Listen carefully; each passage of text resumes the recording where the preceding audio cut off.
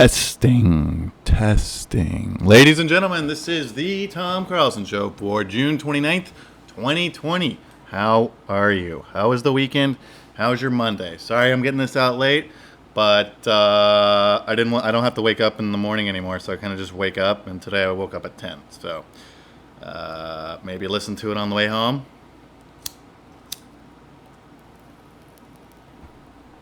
For this show, hopefully my camera microphone will work, and you guys can kind of watch the whole process, because I'm getting too... It's actually, you know what it is? It's too fucking hot out to keep filming cool places. So, summer is here in New York. I was able to go out for a run this morning, and some of you may know I started smoking cigarettes again. And I actually stopped... When did I stop? On Sunday. Because my birthday was on Saturday, and I'd really like to say thanks for all of the nice comments and everything. I was talking to my mom the other day, and I told her it was about 6 months ago. Not even... as recently as 6 months ago, I made a concerted effort to try and be a nicer person. Because I understand, based on my experiences, I kind of have a harsh and rough shell, and I kind of can be really mean to people. So I'm trying not to do that anymore. And I got more freaking happy birthdays and other comments like that than I ever have before. So thank you, everybody. Speaking of my Friday night dinner, and god damn it, dude, I have to listen to myself speak on all these, and I say speaking of, let's see, what else do I say a ton? That's the main one. I fucking hate it, so I gotta come up with a synonym phrase for that. Speaking of, which would be, how about talking about? How's that? Talking about my dinner. I just read in the paper today, not the paper, on Twitter, that New York's positive test is below 1% at this point. So we're pretty damn secure here. Feel bad for everybody else, but actually I don't, because I've been doing this for 5 months. Wear your mask. And I don't, Josh Potter did a little bit on this. Not in his stand-up, but on his Twitter. Go follow him. He's hilarious. He's like, what's more annoying, people not wearing masks or people complaining about people not wearing masks? And to me, it's like the same. Fortunately, in New York, everyone wears a mask because they don't want to die. They don't have to anymore, but everyone still does. But complaining about the masks at this point is like complaining about drunk drivers. People know it's wrong and they still do it. So the only way you can reach out to those people is in like a very nice... I mean, they're freaking out for a reason. Most of it is selfishness, but there's probably some underlying things going on there. So, I had dinner. I forget the name of the place. My good friend Sylvia, my best friend in New York, okay? That's part of the reason I stopped smoking cigarettes, because I tried to hang out with her and like all her fucking 22-year-old friends, and if I got sick, I can't fucking stay up till 3 in the morning anymore. It's terrible. So on Sunday I was kind of sick and I just stopped smoking. Today I went for a run, and I was only able to do like 1.6 miles. My legs and everything were fine, but I thought my lungs were gonna physically like burst out of my chest. So that's all you got to do to quit smoking: get sick and then go on the run the next day. And I have no want to smoke a cigarette ever again. Got my Juul at Juul Labs. Advertise with me. On my birthday dinner, I got fried calamari, and it was fucking great. I hadn't been to a restaurant in about 5 months. The only shitty part of it were these fucking fatties behind us. It was like 5 fucking 250-pound chicks. I mean, I don't want to be mean, But how did you get that fat in a quarantine? I guess it makes sense, right? I guess, okay. I've gotten skinnier in the quarantine, so I don't know. And, I used to be a drunk, so I can't judge too much.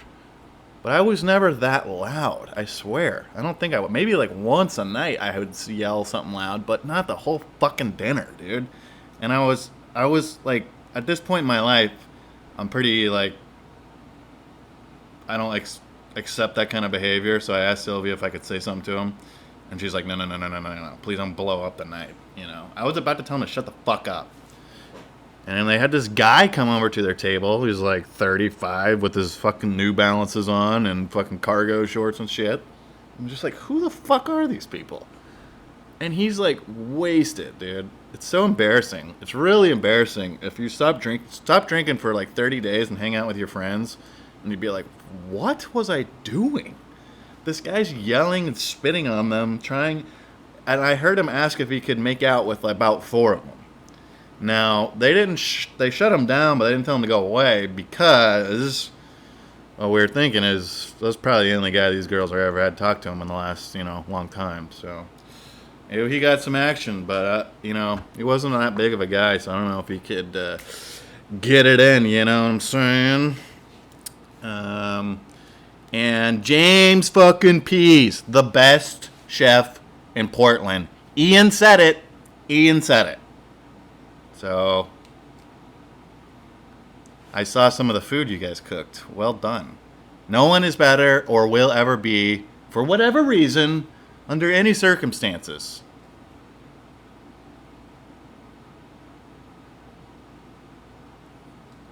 Alexa will be the best cook. I was trying to remember the Michael Scott there. Alexa's the best cook I've ever seen or been around by far. It's not even close. But good for you, Jamie. And I'm going to start calling you that because I'm sure you hate that. Jamie Pease. Okay. Once again, thanks for all the birthday stuff.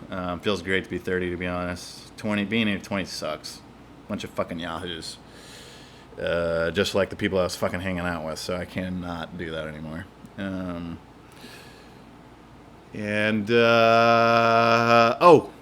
Congratulations to Dustin Johnson. Thanks for the $100. That guy, I've been watching him play for like the last 3 weeks, and I put money on him every single week. $5 here, $10 there. Got $100. So, back into gambling. The day before, I had lost all of it. I bet my last $4.35 on horses. And I lost it. So what was I going to do while I was sick on Sunday? I'm not going to smoke. I'm not going to, exercise or anything. So I need to entertain myself. So I put some more money on my Bovada. And DJ got me some money. So, and with that money, I bought my Amazon groceries. Amazon. You see how easy this is? These guys it's not very hard to get quality advertisement. And on my Instagram, I put out a little poll there for whether or not PGA Tour should allow players to be wearing shorts. And I would say yes. I think it was like 80-20. I understand if people say no. Keep it professional, because that's what it is. But it at that level, for like the top guys, it's a sport. And like it was pretty cool seeing how fucking jacked Dustin Johnson's calves are, and his size 15 shoes. Good for you, Paulina. I bet you guys had fun last night.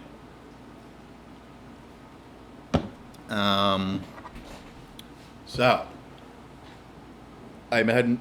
after I do my shit and dick jokes here, Sylvia's gonna come on, talk about her story. Like I said, she's a good friend of mine here. And I know I scream into this microphone, so I wanted to get a female on the show that would kind of, temper it down a little bit. Because when guys are on their own, man, it's fucking nuts. Do you see what Jay Cutler and what he's doing with his chickens down there, man? That's fun, but, I don't think women are really into that. And speaking of God damn it.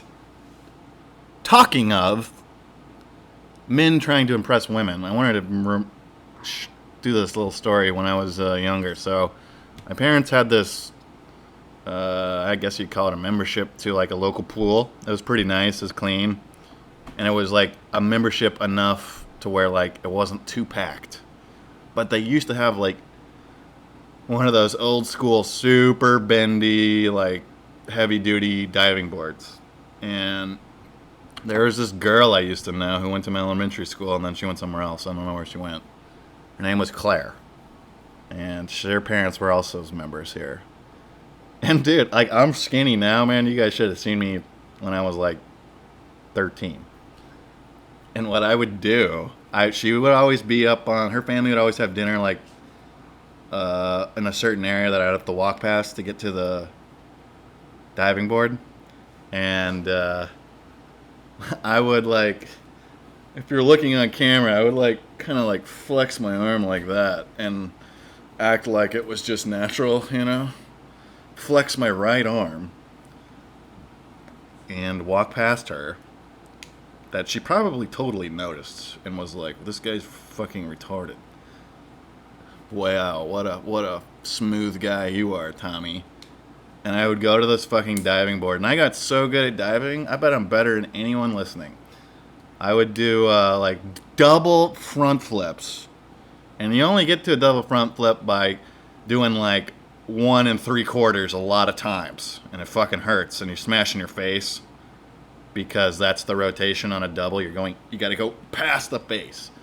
I would do double front flips, gainers with spins, back flip and a half with ending in a dive. And the only reason I'm doing all these things is so like I look cool to this Claire chick who's also 13. But obviously it didn't work. And, you know, me flexing my muscles there, like, I don't know if girls are even really into that. I am totally done working out like I used to. I'm a skinny guy. I'm just a skinny dude. I'm fine with it now. I'm gonna run, maybe do a couple pull-ups here and there, do a couple push-ups. That's all I need. And I work so fucking hard because I'm always by myself. I'm so alone. I'm gonna cancel my Equinox and just fucking run and shit and get skinny as shit like I used to be. So it's a lot easier on my body. I can't eat. I cannot eat, and I get like skinny fat. Like it doesn't really go to muscle. I just get a little bit of a belly, and I'm still skinny. It's disgusting. But because of where we are, because, you know, it's not as much for me, but the rest of you guys are still in the apocalypse, fitness should no longer be a vanity thing for you guys. It's fucking survival, man. It's like, I seriously think that. It's like, I need to be able to run like 5 miles so I can get out of Manhattan. I probably need to be able to run like 12. I can walk pretty good. But I'm also diabetic and I gotta fucking bring sugar and shit. It's terrible. But it's like, why are you doing like 500-pound squats, man? I can run way faster than you. And you're gonna get fucking taken down by the mob, by the cancel culture mob, who's fucking trying to come at Barstool now. It's ridiculous. But no one, I mean, I'm really good at talking. I've told a couple people this, like when they're trying to argue with me, I was like, you can't beat me. I do this professionally at this point. But no one can beat old Barstool Presidente over there. So it's pretty fun to see what he's doing with it. Cam fucking Newton, I was so happy to see that for him, especially because there's nothing more freeing than betting on yourself, dude. Fucking do it. I mean, that's what I did when I moved to New York, because like I only had like $5,000 saved up, to be honest. And I fucking moved here, no job, dude. It's like when you like that, when you do things like that, you're so present in the moment of every day because you're worried. Well, maybe you're not. You do worry a lot because, you know, you could be homeless, and I could be homeless here pretty soon. But I'm just kidding, Mom. It's fun. Like, I talked to my counselor back there, For those of you who don't know, I'm pretty fucked in the head. And he called it... He had a cool word for it. It's like forced momentum direction, you know? You got to do it. Like, I quit my job, so then what are you going to do? If you're stuck in life or something, it's not bad to, like... If you have any confidence in yourself, if you believe in yourself, it's fine to quit your job and just try and do your own thing, dude. Fuck corporate life. Do not fucking do that anymore. I will not be able to go back to work at the company I wanted to. I mean, I can if I wanted to. They'll hire me back on. But I can no longer be making millions of dollars for other people. It's fucking stupid. So I have enough confidence and talent and whatever. I'll be fine. But I'm not making money for other people anymore. Fuck that.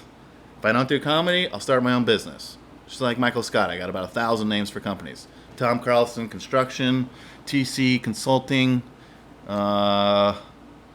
Buckingham Security, you know? So, stop making other people money, man. Make your own fucking money. And, just looking at my notes here.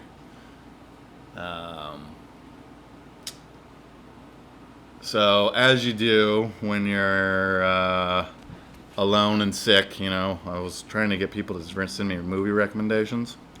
I got a couple. I'll tell you guys what might be my favorite new movie, okay? It's actually not new. It just came on Netflix. But it's the Frost-Nixon. They made a movie about the interview of that whole thing. And if you don't know, I'll explain it here for you. So the Nixon interviews were a series of conversations between President Richard Nixon and British journalist David Frost. You guys have to fucking watch this thing. I think it's my favorite movie now. They were recorded and broadcast on television and radio in 4 programs in 1977. So what they did, this guy, David Frost, not a journalist at all. He's like a talk show guy. So he doesn't have any journalist background. And what they said, he's like, one of his friends told, when they were preparing for the interviews, like, you better fucking prepare to interview the goddamn president. He didn't become president because he's stupid. A lot of people think Trump's stupid, and he is in a lot of areas. But he became president, okay? He's going to wash the floor with Biden. And I get so much, I started following him on Twitter the other day, because I started dropping a lot of people on Instagram and Twitter just because there's so many times with everything going on that I look at my phone and I just make this face. I'm just like, ugh. And so instead of getting angry at it and like tweeting shit and fucking creating more chaos, I just unfollow people. So now I follow Trump so I see what he's doing. And you lefty snowflakes are like, but you should support anything he does. Shut the fuck up. Watch the Nixon movie and you'll understand that everything is still the same. Nothing Trump is doing is any newer than what Nixon was doing, except for the fact that Nixon, at least they portray him in this film, I'd be friends with him, dude. Dude seems fucking cool as shit. Made some bad mistakes, but and I caught some of the audio from it that I want to play just as an example of what if Trump can stay alive, which I doubt. He's too fucking fat, but he does have a lot of money. I think, and he's not nearly as articulate and smart as Richard Nixon. Anyone that can come up with the stuff that he was coming up with is very smart. Here we go. But if you remember, it was a difficult time. I was caught up in a 5-front war against a partisan media, a partisan House of Congress, a partisan urban committee. But yes, I will admit there were times I did not fully meet that responsibility, and I was involved in a cover-up, as you'll call it. And for all those mistakes, I have a very deep regret. No one can know what it's like to resign the presidency.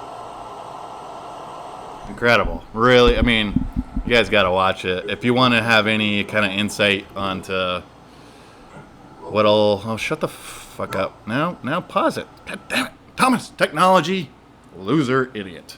Anyways. The actual movie is called... Let me see. Frost... I don't know. Just type in Frost Nixon on Netflix. You'll get it. Because everything... I mean... Hang on. I need to relax. Every time I fucking start thinking of politics, I freak out.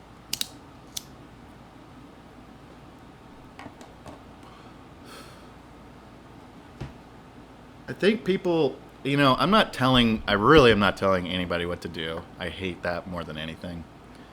But I'm trying to provide some insight on which might calm people because of how everyone is, if you got to try to be less sensitive to what's going on just for your own mental well-being and realize how much bigger the long plays are with everything.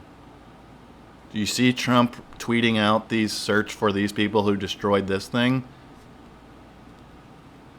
I mean, he's not doing that to be mean. I mean, maybe that's a part of it. He's doing it for his base to see it. Like, it's so many strings are involved with things, and whenever I see people fucking complaining on Twitter, I just fucking...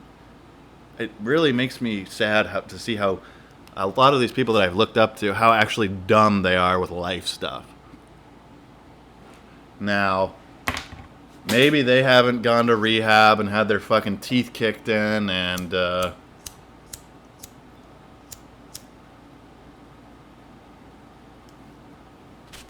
had a hard life as I have, which I think is a big part of it. Anyone speaking that it has come from privilege, like fucking the girls chick, they don't know, They don't understand. No fucking privileged person can understand the plight of African Americans in the U.S. Some people that I say might have a better understanding would be like Coach K. And he had a really great thing on Twitter the other day. Fucking killed it, as he would. He's a goddamn Army graduate. And he's been battling... in the old days, Duke used to be pretty much an all-white team because it was a hard school to get into, and there were still Jim Crow-ish things that would restrict people from going to a place like Duke. Or Harvard. Shut the fuck up, you Northerners. Or Stanford, or UCLA, whatever. John Wooden, who everyone thinks is this great guy, took advantage of a lot of people. And that's why Bobby Knight, Coach K, some of those old school guys on the East Coast weren't really huge fans of him. But he did help kind of get black athletes into the picture a lot better, so can't really tear that guy down. So, I tried to watch the Khalif Browder story, also on Netflix. Jay-Z produced it, and I couldn't fucking do it, dude. I'm a tough guy. With all this shit going on, I couldn't get through the first episode. And it's too hard. I couldn't. Maybe another time I'll watch it. I don't think I can because it's so close to where I live. Rikers Island's about a mile and a half away from me. And this kid was 16, falsely imprisoned. For, I guess, stealing a backpack, but it was just a mixed identity thing. And he was like starved, tortured in there. He was 16 years old in Rikers Island. Arguably, it's right there with like San Quentin and shit, with not places you want to be. And he was in solitary confinement as a, not as an adult. So, fortunately, he fucking got out after several years. And Jay-Z heard about it, and so he wanted to make this fucking documentary. And Jay-Z, he fucking blew my mind the other day. I'm not a big Jay-Z guy. I think he's kind of I don't like his music. I like the guy. I don't like his music.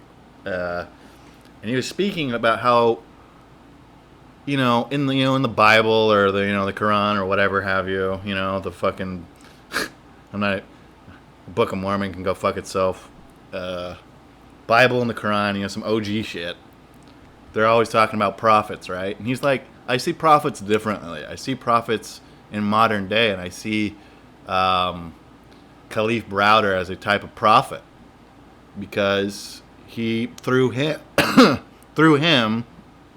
God, whatever you would call that, a spiritual, a force outside of yourself is speaking to people through him. That's exactly true. So if you don't have your spirituality in check and you don't believe in all that stuff, it's definitely a disadvantage to you. So maybe try it out. You don't have to get all biblical with it. Just all you got to do, what they tell you in AA is make it a doorknob, just for starters. That's who you say thanks to. Thank you, doorknob, for me not drinking today. That's it. That's all you got to do. And I couldn't watch it because it's got his mother. He was adopted by his mother because he was born in the crack epidemic in New York. And what they do for foster kids, you're just not allowed to go back to that mother if she's addicted. And obviously, when you're in the Bronx, it's one of the poorest areas in the country. And no one cares about these people. They don't care. Very few people actually care. I shouldn't say no one. No one outside of the black community, I should be saying. They've been known this for years. And fuck, dude, it was too hard to watch. Maybe I'll try it again today, but he got out, and he's got his own life now, but he's not happy. He's happy he's out, but his life was taken away from him. He used to like to goof around and play sports. He's got like 8 brothers, 8 adopted other brothers. His mom is a fucking superstar. She's fostered like 30 people, 30 kids in the Bronx by herself in her own house. And she doesn't have any money. She's just doing this for her community. So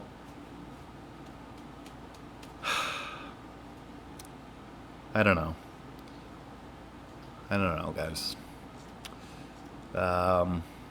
I think I'll probably close with this. And I'm going to close, and then I'm going to have the discussion with Sylvia, and then I'm going to read you guys a cute little thing that hopefully you guys will take into the fourth with you. So I saw Johnny Manziel I don't know, he must have talked to some reporter or something. That fucking idiot. This is why I don't like people with money, man. I really don't. You think he gives a shit about anything going on right now? No. Manziel said football career is in the past, trying to achieve happiness in life, not in football. That's one of the dumbest things I ever fucking heard in my life. If you guys would, if you're into that, like, I'm finding my happiness, good for you, I guess, but I'm not ever going to associate myself with you because that's terrible thinking, and it literally leads to death and murder and everything terrible. Pursuing happiness as a goal. Happiness can be a side effect, but it comes and goes. You're never just happy. I remember when I first got out of rehab, they call it, I forget what you call it, but your brain's still resetting after years of drug and alcohol abuse, okay? And so the dopamine, your gamma or GABA, whatever they call it, it's all getting reset, and you're fucked for they say your brain will kind of be reset in about 2 years, and it's so disheartening to hear that when you're in rehab, but it's good that they tell you, because you'll be like, what the fuck? Why am I so sad and depressed all the time? Like, well, I just guess I'll have a beer, right? No, dude, it'll get better. It'll get better. And I remember it took me about a year. And I was at the gym. It was like a nice day outside. At 7 o'clock, the sun was kind of setting. I just got off like the treadmill or something, and I just was like smiling. And I was like, oh my God.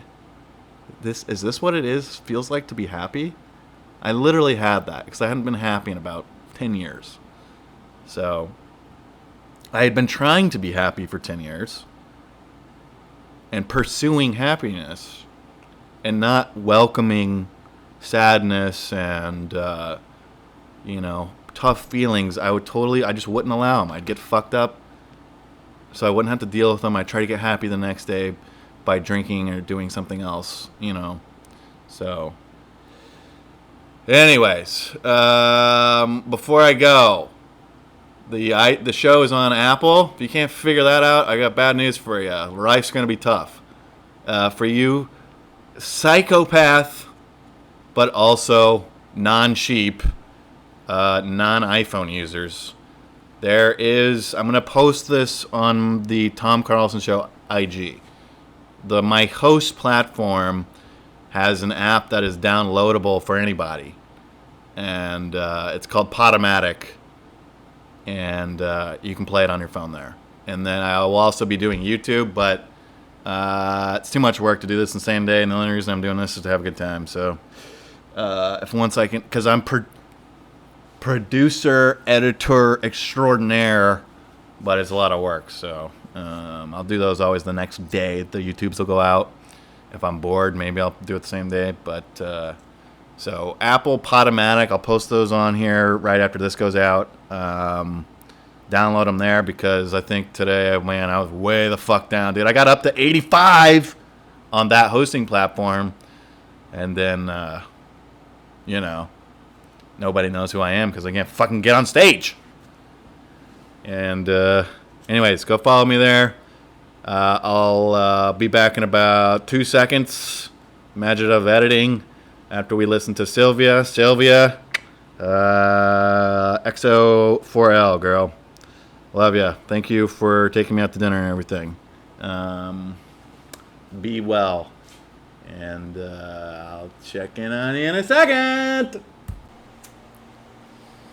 Ladies and gentlemen, please welcome special guest Sylvia to the show. Thanks for having me. How are you, Sylvia? I'm great. How are you? I'm terrific. How was dinner? Dinner was great. So we went out.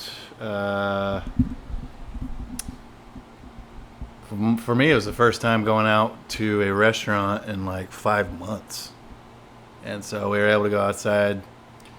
I had fried calamari, fries. What did you have? A turkey burger with a lot of fries. How was it? Well, I didn't really get to eat much of the turkey burger because of my tooth. But the fries were great. Fries were great. Okay. So, thought I'd bring on Sylvia to have a little female touch to the show, so you guys don't have to listen to me screaming at your eyes. So Sylvia and I connected like a month and a half ago, something like that. Mm-hmm. And I wanted to bring her on the show so she could kind of tell her story a little bit. How did you end up in... I guess tell the audience where you're from and how you got to New York. I'm Bangladeshi, and I am an international student here.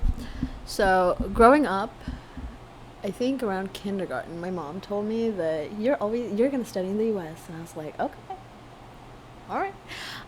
So that's what I thought of doing my whole life to like high school, when my mom was she had a change of heart.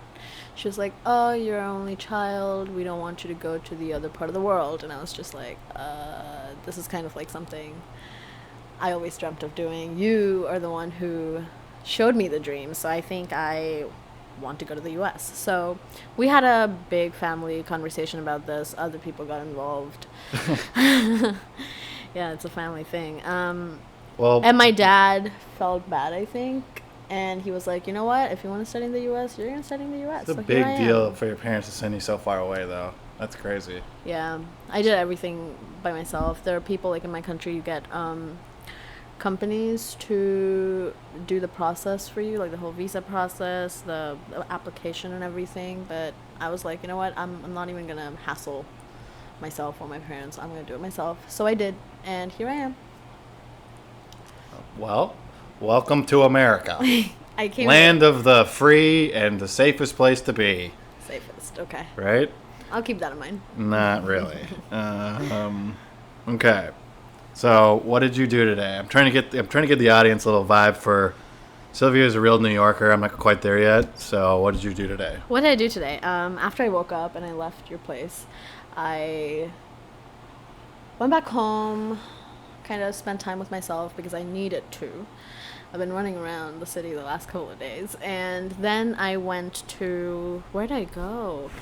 Wow. Dog stuff, right? Yeah, dog stuff. Wait. So I went to Sephora first with my friend. We had to get makeup. It's one of my friend's birthdays soon. You guys are almost birthday twins. So, we went to Sephora, waited for another friend, went to Barnes & Noble's. This is very non-New York stuff. Sephora and Barnes & Noble. Yes. And after that, we went over to my friend's place where she had to get her puppies so we could take him to this puppy mingling thing so that he can socialize. What kind of dog is it? It's an Aussie. Something. Australian Shepherd. Yes.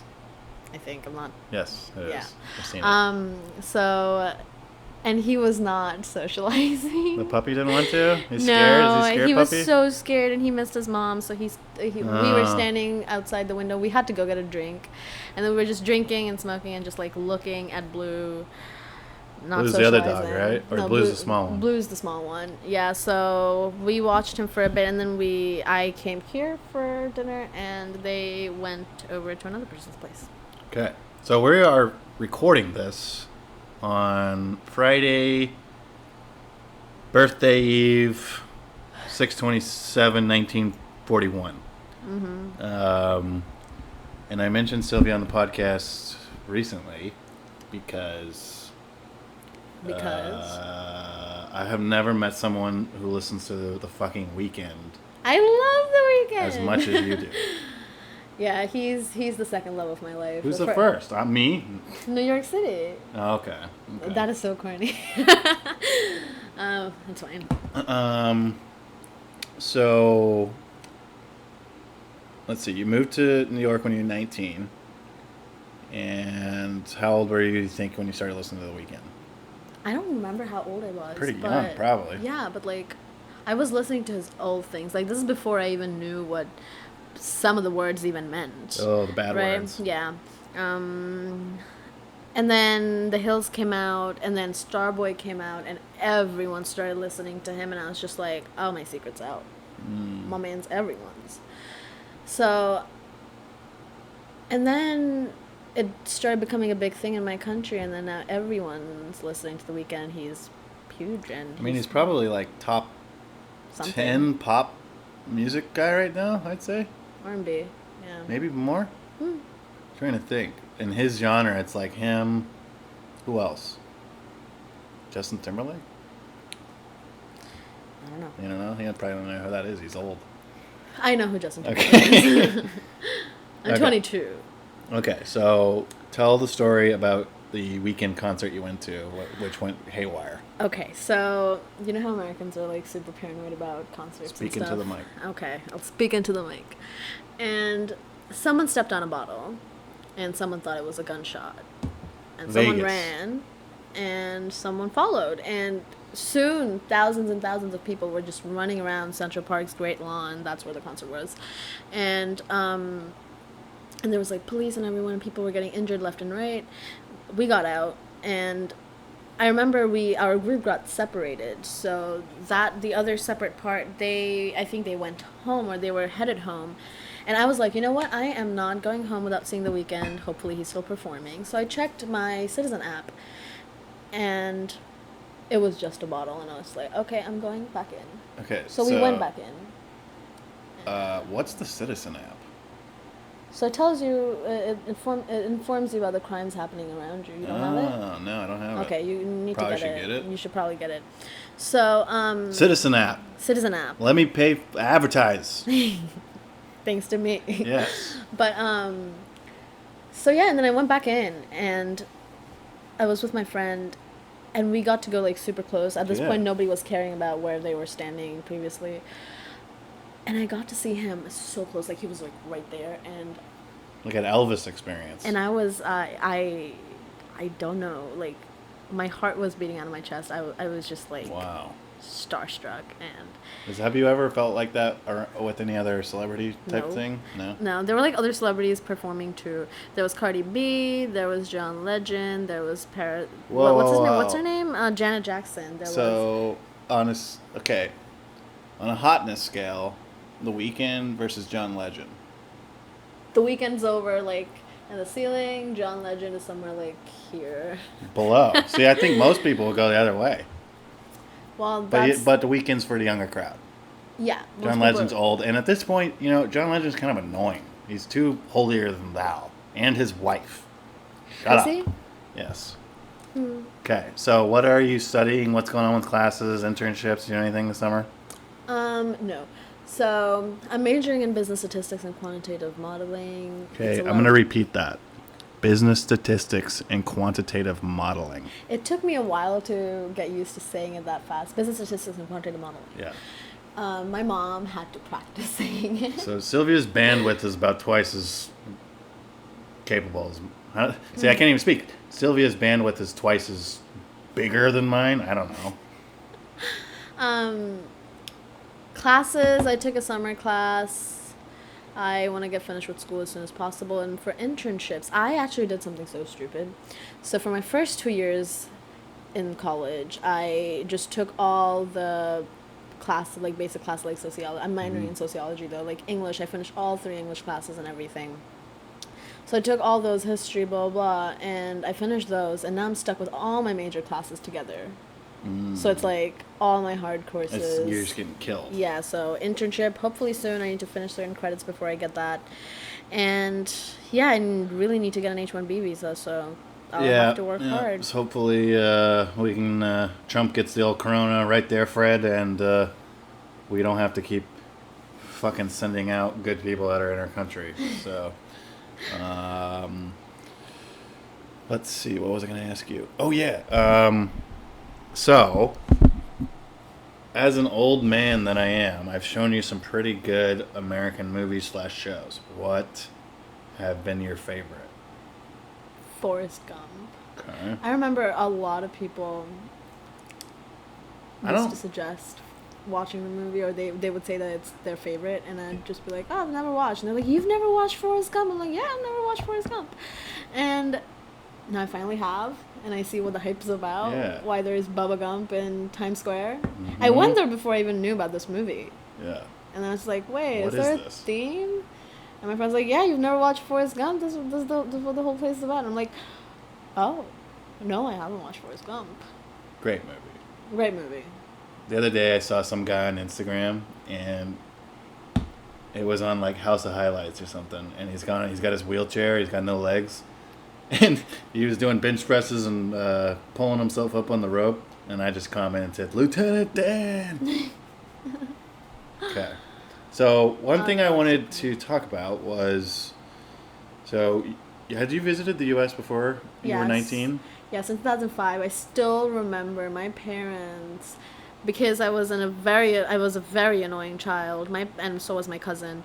So my parents left me, my cousin, my aunt. My parents and my aunt and uncle, they all went to see the Statue of Liberty, and they left me with my cousin because they did not want us bothering them. Sure. So to this day, I haven't been to the Statue of Liberty. Me neither. And because I live near Battery Park, I see it every time I walk there, and I'm just like, I'm gonna go there someday, and it has not happened. I guess I'll go there. I should, right? If at least You one haven't? time? No, I've never been. Me neither.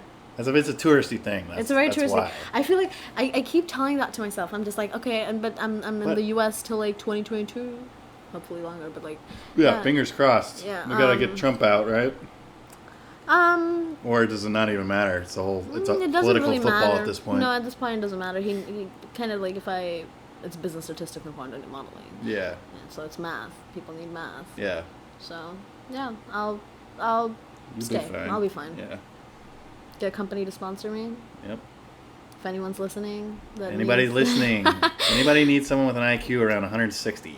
Well, get at me and I will forward the information to Sylvia. You psycho creeps out there. Okay, so you'd only visited one time before. So what are some of the differences you've noticed between how the U.S. is portrayed on TV and Oh, actually living okay. here? Coronavirus. So the U.S. on TV is like a world savior. It's like, Really? yeah, they're like poking their business in people's other countries' business. But is it, Poking are, their they're not nose seen on it, as a world saver. They're so annoying, right? right? So that's how the movie portrays the U.S. But wow, they say that you truly know a person when you live with them.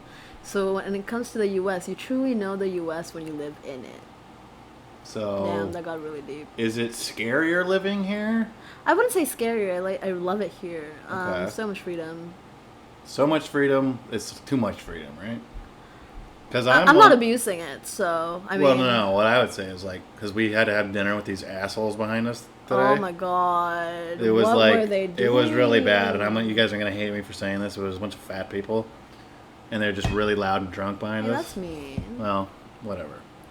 But no, but like, wow. Yeah, it was just so annoying. So like, what I was saying is like, I would be totally fine if we could just like haul those kind of people off to somewhere else. You know.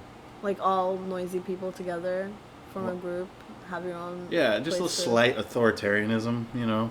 I thought that guy was a waiter when he approached those. Oh ladies. yes. Tell the story. What happened?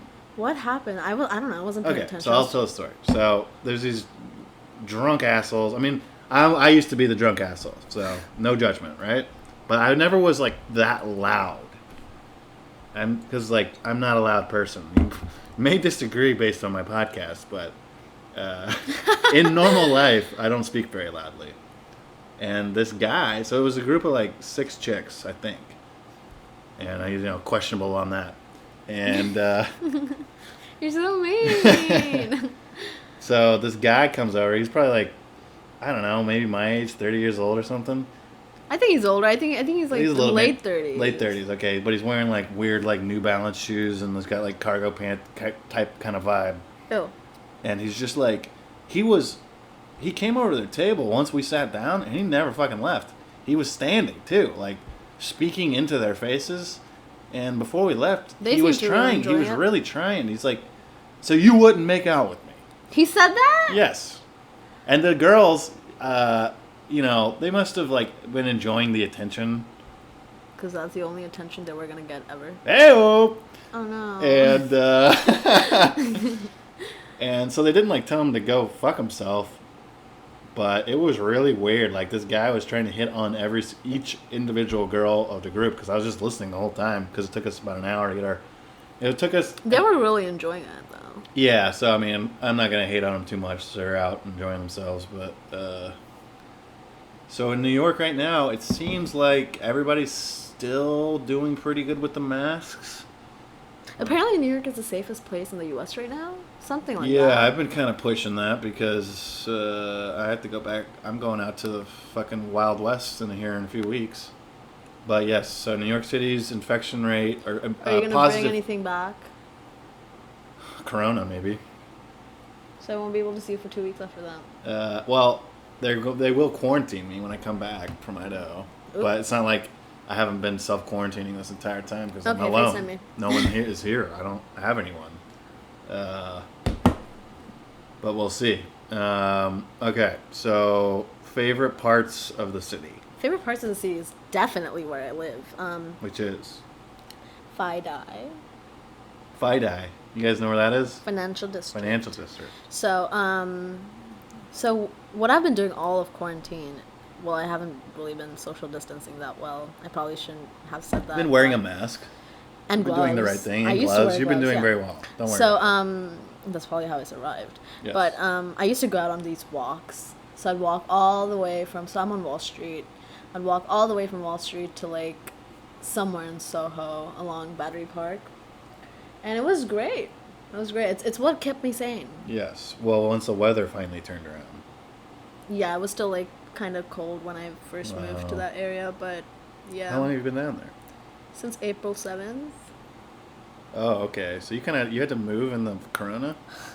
Oh my Yeah. God. Okay. Wow. Great move. Great decision. Okay. Let's close things out with this. Craziest shit you've seen in New York. Okay. So I was trying to get on the subway on 23rd Street, and there was this man. So I was climbing down the stairs. I was like, whatever, I'm getting on the subway, blah, blah, blah. Yeah, like walking down the stairs. Yeah, not with your and- hands and legs. And there was this man, this homeless man, is just, and I see people reacting. They're like, right? So I was like, okay, what's going on? And then there's this man shitting Yeah. there. And I'm just like, and the smell hit. And I was like, there is no way that I am going that way. Did you just go back up the stairs? I just went back up the stairs. Did you already go through the turnstiles? No. This was like, you're just walking down the stairs and you're greeted by that, right? So, Yikes. and I was like, nope, I'm just going to Uber. I cannot. Yeah, I don't know what I would have done with that situation because it has not happened to me yet. I think Thank it's God. that- I've I heard think of it's- it several times. I said the story to my friend yesterday. I God. remember speaking about this like very recently. But these are like stories that stick with you. Yeah, it's traumatic. What's your Craziest shit I've yeah. seen? Let's see. Oh, the craziest thing, it's not as many crazy shit. It's just been like I found myself in a area and situation I should not have been in. Like what? So I was coming back from LaGuardia and I was like out of money and so I just took the bus. Which bus? The bus from LaGuardia to Harlem. Which one's that? East Harlem, man. It drops you off at like 123rd. And it was like past midnight. And I had I had a suitcase and a backpack with like laptops and shit. And I was just like, Oh no! but I mean, it was cool. Like nobody fucked with me, but I was like, it's probably a bad idea. Cause I mean, unfortunately you go up to East Harlem and it's a totally different city Story? and area than regular Manhattan. It's sad. That's what's East Harlem. So, but it literally looks like a war zone. I got out, and every single piece of concrete that I could see was, tagged with graffiti and shit. There's just like, kind of squads hanging out in the corners Did and you shit. know there's a Costco there? I did not. How is there a Costco? I don't know, but there's a Target I know, but I've never noticed a Costco. So I think the other day I was speaking to someone, and I was like, I gotta go there. and I think he said something about a Costco. It's a little more land up there. Like they could do it in the Bronx. They could do it. Yeah, true. But like the hard thing is like, I could buy one thing at Costco because of the size of it and bring it back. Everything is like 100 count. I didn't know that. I've never been to Costco. So Costco is like the most American place ever. I'm not American. So Right. Which explains And why so I'm the not Costco is really great if you have a car Mm-hmm. because you stock up and you're set for like 3 months. So that's where people bought toilet paper from? Yeah. Oh, wow. For sure. Toilet paper. What else they got? They got condoms. They got like you pack of 500 condoms. Really? Yeah, they got all kinds of stuff. Don't sound too excited. All right, everybody. Hope you like that, and checking in on you later. Bye-bye. Bye. Thanks for coming, Sylvia. Thanks for having me.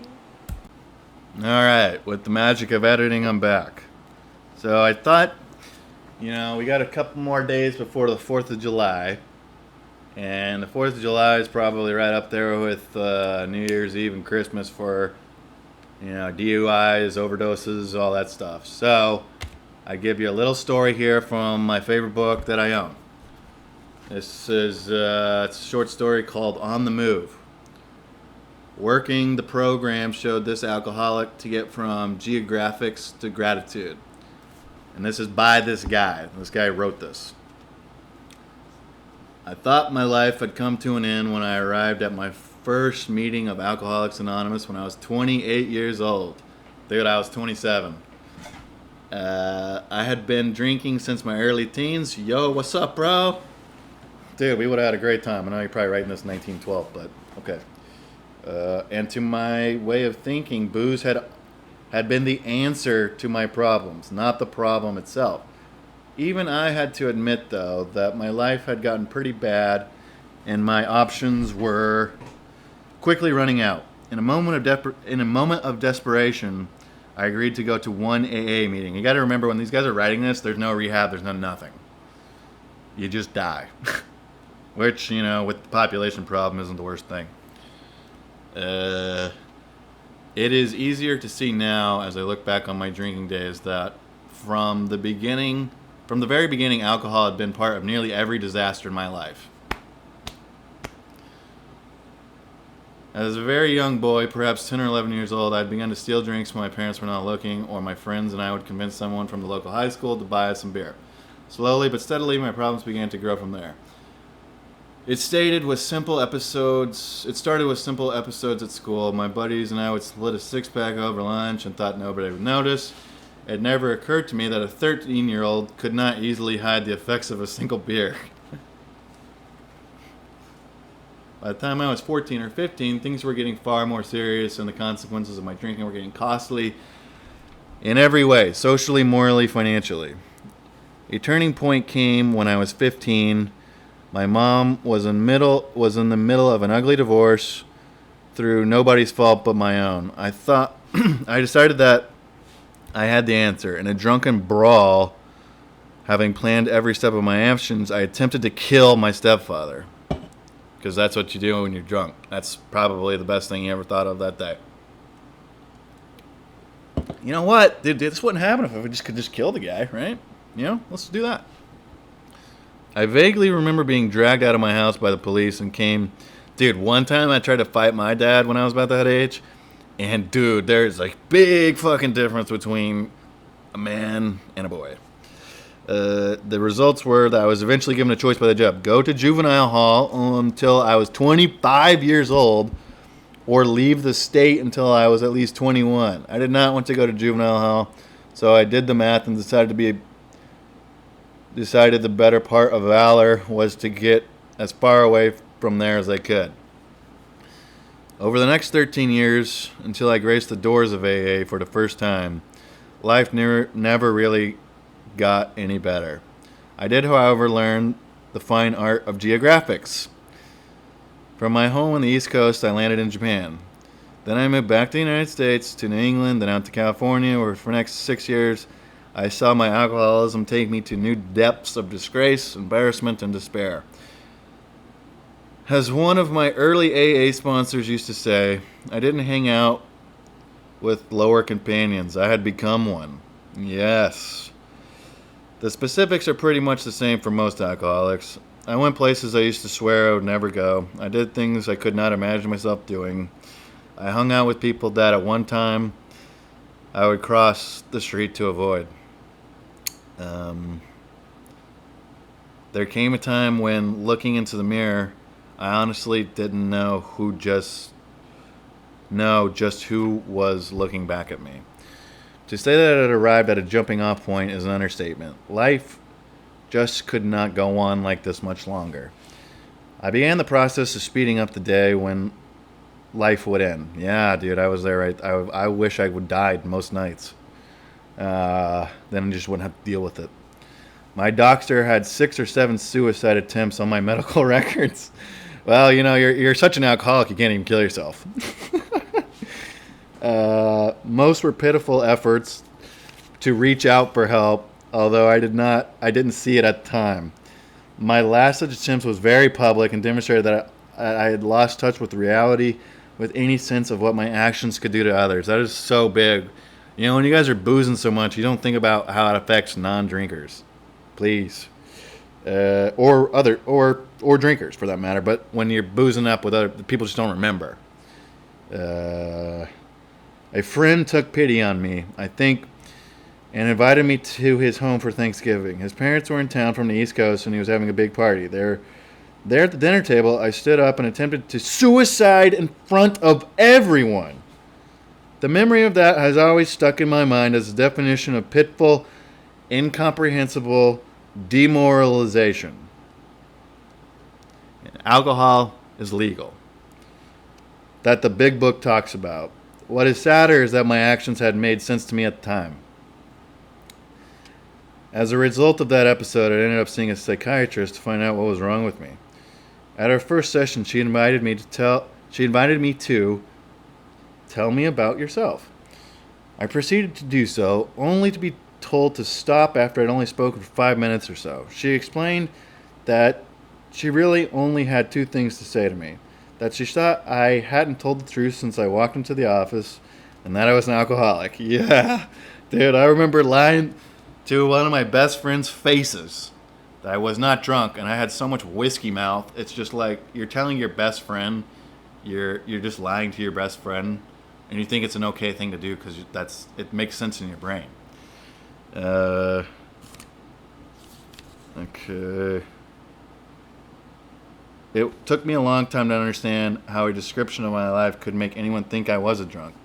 The doctor said that if I was going to continue to see her, I had to agree to do two things. First, she gave me a business card with a phone number on it. She said the next time I try to kill myself, I should I should call that number first. What a great gal. Next time you want to kill yourself, maybe call me. Second, she was going to give me a book to read, and she wanted me to read the first few hundred pages before our next meeting. Before I left that book, she gave me a copy of the big book. It took me some time, but I eventually made it to my first meeting. I had gone out on New Year's Eve. When I came to, I thought it was the next morning. As I held my head steady, popping some aspirin, I tried to drink a cup of coffee. I glanced at the front page of the newspaper. It was January 9th. And I had been in a blackout for over a week. This is the exact same thing I did. After everything else that had happened, that was terrifying enough to get me to my first meeting of Alcoholics Anonymous. When I drove up to that first meeting, though, I saw the address I actually had was a church. As a nice Jewish boy, I was not about to wander into a church. I knew that I would not be welcome. I hid on the floorboards of the car and peeked out the window waiting for the drunks to walk by. Everyone looked normal, so I figured I might be in the wrong place. I was about to leave, but then I saw a drinking buddy of mine go by. I jumped out of my car and greeted him. Funny thing, but it was his first Alcoholics Anonymous also. What a coincidence! Atheists! In we walked into a world that has turned everything in my life inside out.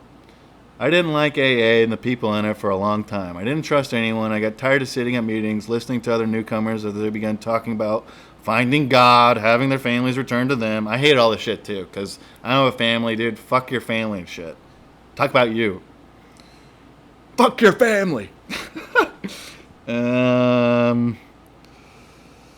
Having families return to them, being treated with respect by society, because, I never got any respect. I still don't. And finding some peace of mind. It never occurred to me that they had sponsors and were working the 12 steps. Alright, guys, there's only 2 more pages of recovery. I had what I now call a sponsor of the month. I always had a sponsor, but whenever one of them would lovingly suggest I do something, I would fire them and move on to someone else who wouldn't, be hard on you. I remained angry, bitter, and isolated even though I was going 5 or 6 AA meetings per week. I was not drinking. That's called a dry drunk. At 7 months sober, I was getting a little bored with AA. Yep. And began wondering if this was all there was to life. Yep. The concept of not drinking again seemed a little extreme, and I thought that perhaps it would be different this time. So when people ask me, you think you're going to drink again? Fuck no. If I drink again, I will die. I'll kill myself. I'll kill someone else before I'm 40 years old.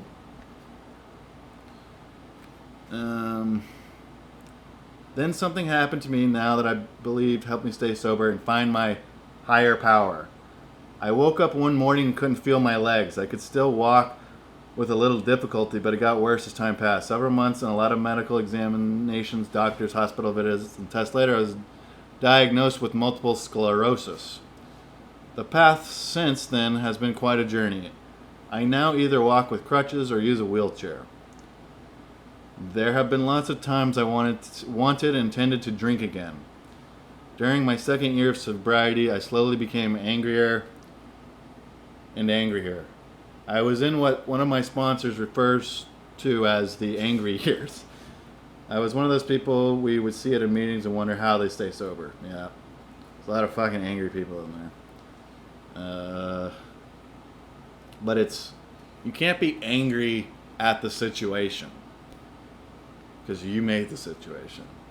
Stop being angry, relax, and decide how we're going to fix it. Okay? You don't have to be angry. There's always a way to fix it. And it's going to take a long time. You don't fix it overnight. You just relax, lower your blood pressure, read a book, read this book, go to sleep, talk to a sponsor. You'll be okay. At my home group, members didn't give up on me. They loved me anyways. One day, the group's general service representative announced she was moving and would have to give up her commitment, and they elected me to her job. They explained to me that a serious 2-year service commitment was exactly what I needed. I tried to explain that I was not eligible, but they told me I had to go to the monthly general service business meetings and to tell them my problems with serving. Alcoholics are the fucking best. Needless to say, they didn't allow me to quit either. Along the way, I learned, in spite of myself, that the best thing about AA service jobs is that for a period of time, I got out of myself.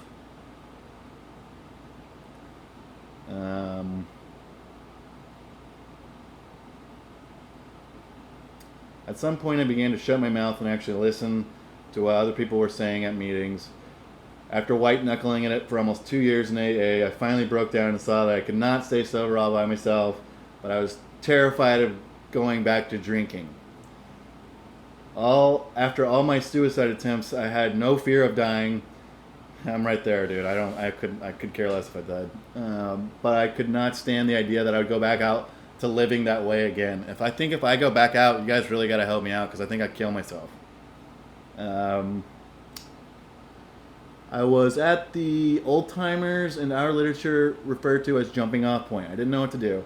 One evening, I did the unimaginable, at least for me. After picking up my sponsor of the month to go to a meeting, I informed him that I was ready to work the 12 steps of Alcoholics Anonymous. It only works if you work it. It works if you work it. They're all kind of fucking songs they sing. In most respects, my life began again that night. The man took me through the steps in a loving, gentle way that for the remainder of my life, I will be grateful for. He taught me to look inward at my soul.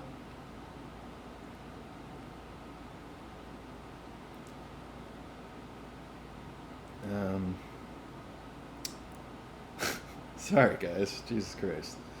To welcome a higher power into my life and to reach out to others. He taught me how to look in the mirror and like and even respect the man who looked back at me. That's fucking enough of that. There's about another page where I fucking cry my eyes out. So, that's it for today's show. Have fun with your fucking spreadsheets. And I hope you guys like the whole Sylvia thing. 'Cause she's great. She's been a tremendous friend to me. And she's great. But we both got a lot going on. So, and, who knows next time she'll be around. So, give her some love. I'm not giving out her fucking Instagram for you fucking creeps. Take care. Talk to you on Thursday.